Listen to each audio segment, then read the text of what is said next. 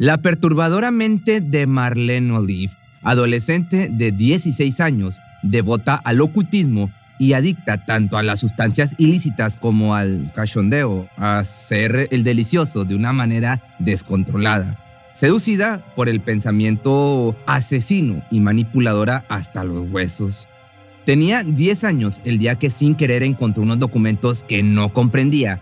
Llevaban su nombre, el de sus padres y otros detalles ajenos a ella. Al tomarlos no dudó en correr con el hombre al que le decía papá y con esas hojas en la mano hizo la pregunta más temida en aquella familia. ¿Qué significa adopción?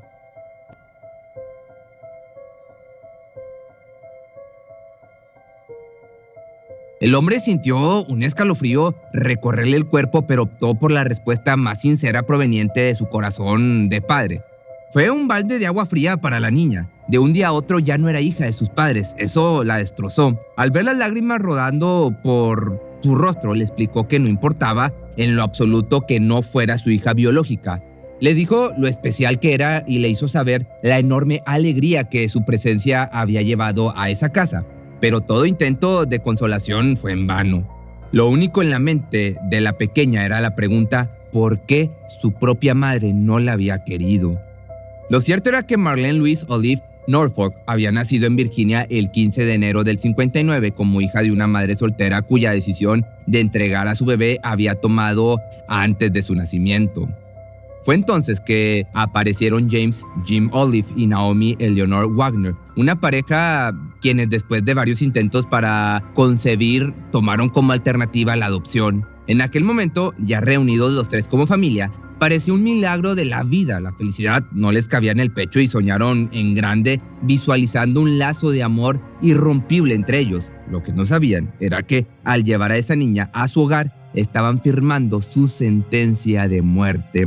El hecho de que la bebé hubiera sido entregada a su familia adoptiva tan solo luego de algunas horas de su nacimiento no significaría nada para ella. Más rápido de lo esperado miraría con resentimiento a quien le decía mamá. Ya para la década de los 60, James fue enviado con su esposa e hija recién nacida a Guayaquil, esto es en Ecuador, por motivos laborales. Se desempeñaba como ejecutivo de marketing de la empresa Tenneco en Gulf Oil. Aquella etapa era buena, el dinero fluía generosamente brindándole a Marlene una infancia sin carencias o restricciones. Sin embargo, algo amenazaba la estabilidad dentro del hogar. Naomi ya llevaba algunos años mostrando síntomas de su inestabilidad emocional, además de su gusto excesivo por el alcohol. Así transcurrieron los años hasta 1969, cuando ocurrió el incidente que destapó la verdad, es decir, la adopción de la niña. A partir de ese momento, todo cambiaría de forma radical. Los roces con su madre, que si bien habían comenzado poco antes, empeoraron muchísimo. Dentro de ella nació un sentimiento de odio hacia la mujer que la había cuidado recién llegada a este mundo, ya que de una u otra manera la culpaba de que su verdadera madre no la hubiera querido. Casi entrando en la adolescencia, no le preocupaba en lo absoluto mostrar ese resentimiento en público. En el colegio, todos sus compañeros, incluida la maestra, sabían acerca de la mala relación entre ellas. La odio a mi madre, dijo en voz alta frente a toda la clase. Mas este tipo de comportamiento se atribuía a las típicas características de esa edad en la que los chicos se volvían rebeldes y malhumorados. Sin embargo, en este caso iba mucho más allá. Ya existía una pequeña grieta rompiendo con el vínculo de la familia, lo cual se extendería cada vez más hasta culminar en el peor de los escenarios. Pronto tuvieron que marcharse de Ecuador para volver a Estados Unidos. El hombre se había quedado sin trabajo y esto le dejaba en la mente cientos de preocupaciones sobre cómo llevar dinero a casa. Pero no se quedó de brazos cruzados. Marlene ya tenía en ese momento 14 años y debía pagar colegiaturas, así que abrió una consultoría de negocios. Se instalaron en la calle Hibiscus Way 353 en Terra Linda, San Rafael, esto es en California, e iniciaron una nueva vida. No obstante, nuevos obstáculos aparecieron para sacudir a los Olive. A Naomi se le diagnosticó esquizofrenia paranoide. Sus episodios de alucinaciones empeoraron tanto como su alcoholismo. Poco a poco fue dejando de lado la maternidad, puesto que no podía ni con ella misma. Mientras que por su lado Jim se enfocó al 100% en su emprendimiento. Así, la personalidad de Marlene fue tomando un curso bastante, se puede decir, siniestro. Siempre destacó por tener un carácter fuerte. Ahora, conviviendo con la permisiva cultura del norte de California, se desataría una completa locura. Comenzó por escribir poemas tristes, metiéndose en un papel no solo fatalista, sino también fantasioso, convenciéndose a sí misma de ser una bruja con poderes mágicos. Nadie para de meterse en mi vida y los que están en ella hace tiempo que cayeron dormidos. He estado vacía por tanto tiempo. Este tipo de cosas era lo que escribía en su libreta. De esta manera se fue convirtiendo en una chica mentirosa, cursando los últimos años de secundaria casi siempre metida en problemas. Esa etapa le sirvió como base para terminar de sentar su personalidad oscura. La manera en la que decidió expresarse fue a través del glam rock, llevando ese estilo más allá de una simple preferencia. Se introdujo en el mundo de la brujería, de la macumba, y modificó su vestimenta, la cual rayaba en lo extravagante con escotes y minifaldas. Nada de esto facilitaba la relación entre madre e hija. Pasaron de simples discusiones a gritos y violencia, creando entre ambas una tensión casi palpable. Por su parte, a la chica rebelde le afectó físicamente. Se le desarrolló en el estómago una úlcera que la llevó a tomar remedios caseros. Pero ese sería el momento en que descubriría algo mucho más fuerte: las sustancias ilegales. Así, una cosa llevó a la otra y de pronto se vio rodeada de otros adolescentes cuyos problemas resultaban, pues, si no era igual, bastante parecido. Este nuevo grupo de amigos solo enriquecía su rebeldía, causando en Naomi un desequilibrio mental aún más agravado, constantemente gritándose cosas hirientes, como por ejemplo cuando la mujer le decía con desprecio que terminaría convirtiéndose en una cualquiera como su madre biológica. Muchas eran las peleas de tal magnitud donde el hombre de la casa no tenía presencia. Si acaso de vez en cuando se ponía de parte de su esposa, haciéndole ver a la joven lo terrible de su comportamiento. Además, Jim informaba a la policía sobre las actividades ilícitas de los amigos de su hija, quien a cada instante perdía el control con mayor facilidad, al grado de que en una ocasión, bajo el calor de un enojo, comenzó a morder su antebrazo y a golpear su cabeza contra la pared. Los excesos trastocaban, como te puedes ver, totalmente su mente. Vivía en la sombra del alcohol, las sustancias ilegales, relaciones íntimas con quien se cruzara por su camino y sobre todo a merced del ocultismo. Formaba parte de un grupo de chicas que en su misma condición llegaron a practicarse abortos a escondidas de sus padres y, presuntamente, miembros pertenecientes a una iglesia satánica. Marlene había despegado los pies del suelo tan drásticamente que inventaba historias como haber filmado una película para adultos en Sudamérica y que su padre controlaba el tráfico de sustancias en Ecuador, cosa que obviamente era mentira. El camino de esta chica igualmente estaba completamente torcido. No tenía ningún remedio, al contrario. Cuando parecía no poder empeorar, sacaba bajo su manga otro hecho desagradable. Comenzó con los pequeños robos.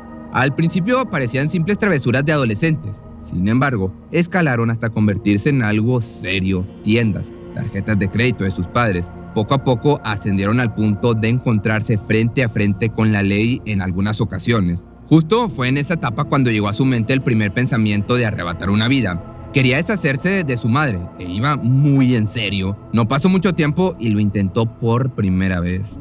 Mezcló con su comida altas dosis de medicamentos que tomaba para controlar la esquizofrenia. Se lo ofreció en un acto de buena voluntad y la miró esperando cumplir con su cometido. Pero ese día los instintos de la mujer jugaron a su favor, negándose a probar bocado. Sin saberlo, pues escapó de la calaca de la muerte. Aunque el asunto no terminó ahí. Pasaron algunas semanas y alguien clave para este crimen, el asesinato, apareció en su vida.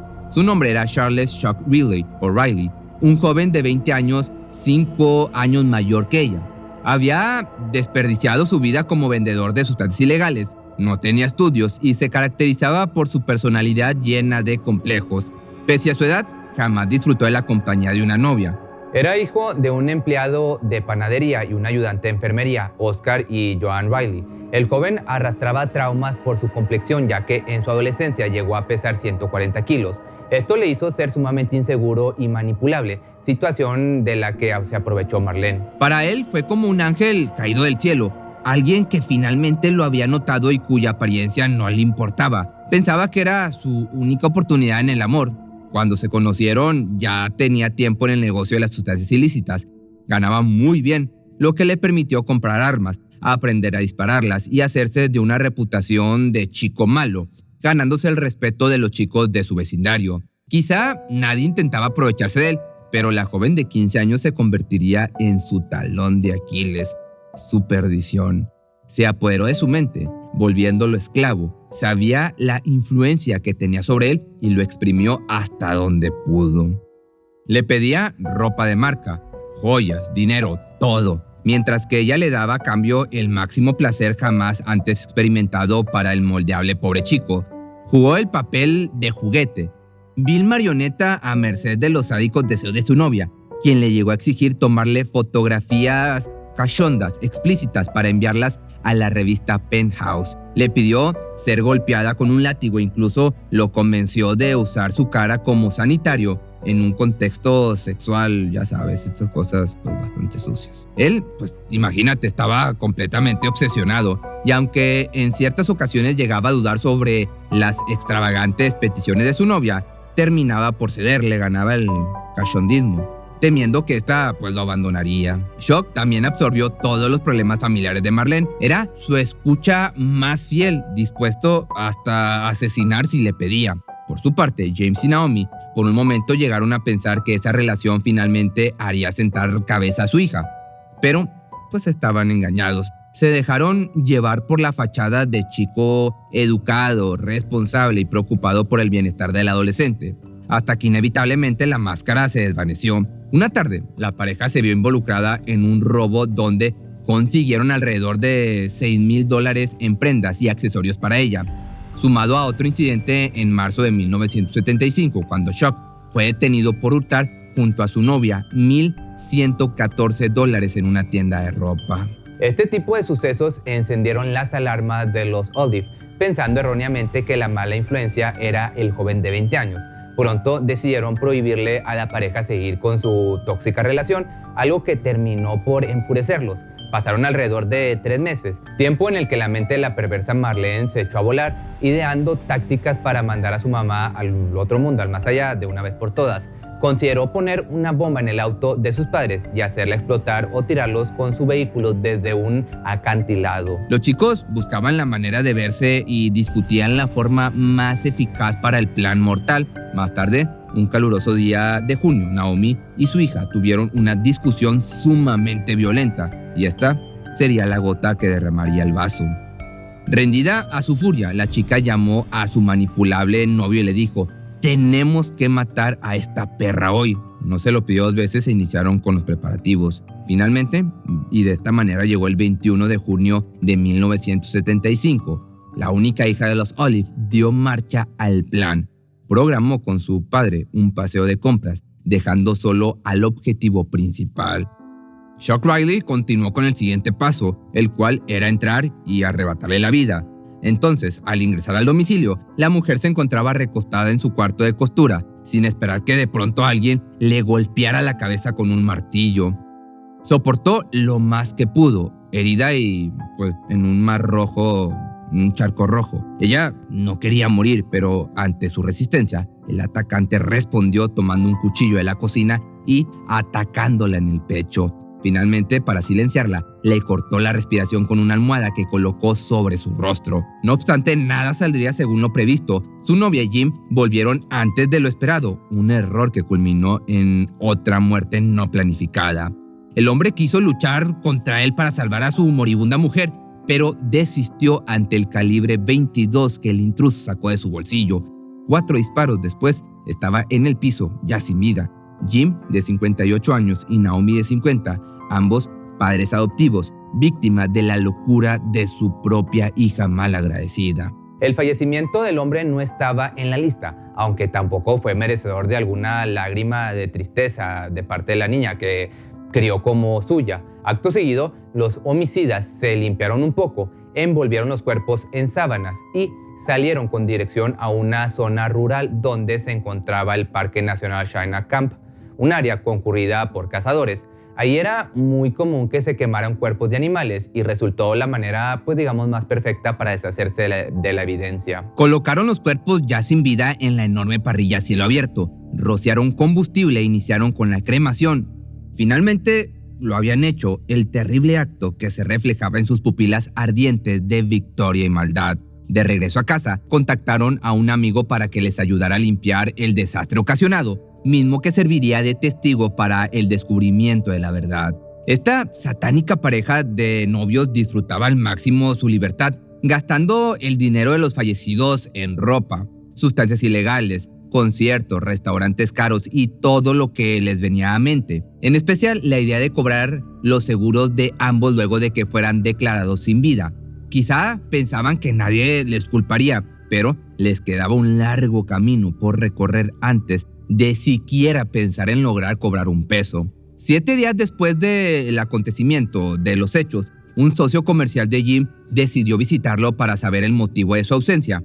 Nadie respondió a la puerta y al mirar por la ventana se percató del desastre en el que se había convertido ese hogar. Lo primero que se le vino a la mente fue que era obra de un robo, así que llamó a la policía, quienes acudieron a investigar sin encontrar rastros de sangre o alguna pista que sirviera de ayuda. Eso sí, dejaron una nota.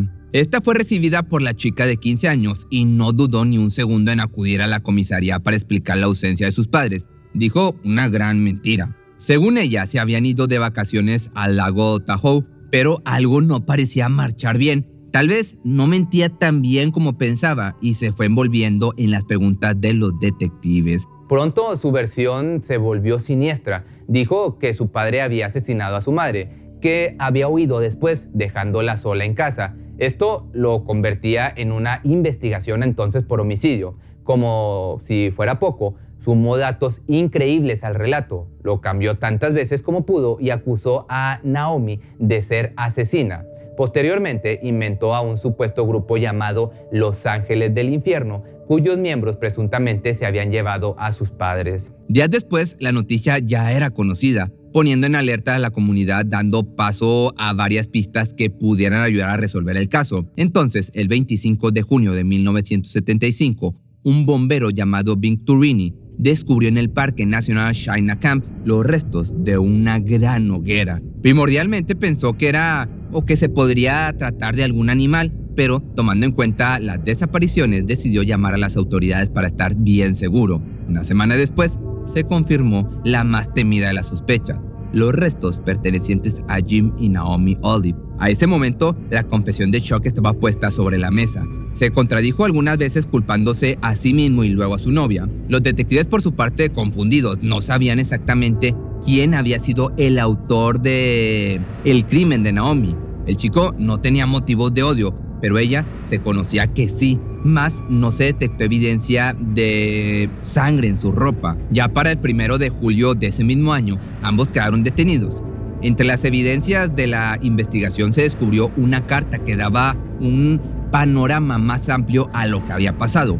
Una de ellas escrita antes de los hechos y otra después. Espero que puedas esperar a que tenga 17 años para casarte conmigo o podemos matar a mis padres. No tengo ningún sentimiento de culpa por mis padres, ninguno. Tú tampoco debes, relax. Estas palabras dejaban todo más en claro. Chuck Riley fue juzgado y sentenciado a muerte el 26 de enero de 1976.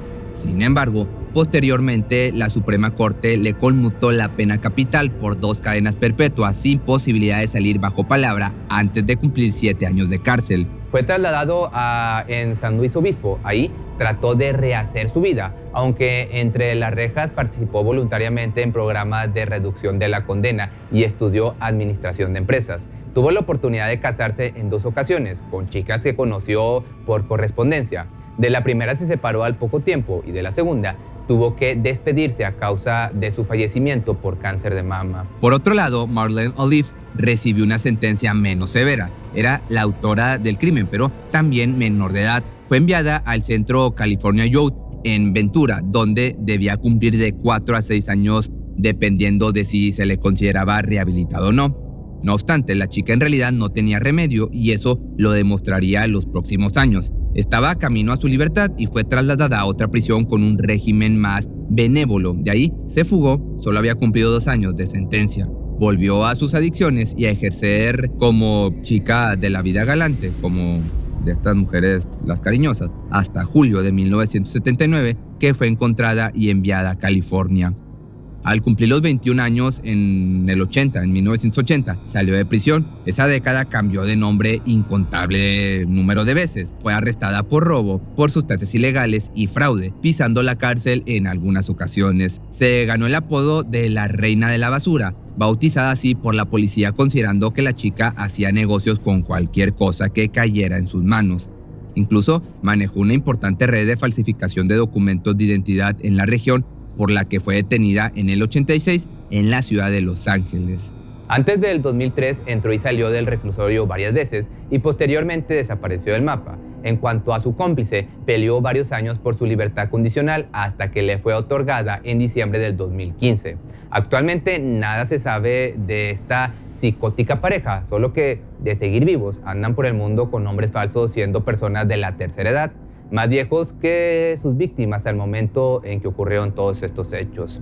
Pero si te gustó este video, sígueme en mi nueva página de Facebook, que me encuentras como Pepe Misterio MX, o también me puedes seguir en TikTok, donde estoy subiendo cosas que no tienen nada que ver con esto, son temas de animales y más personales. Ahí me encuentras como Pepe Misterioso.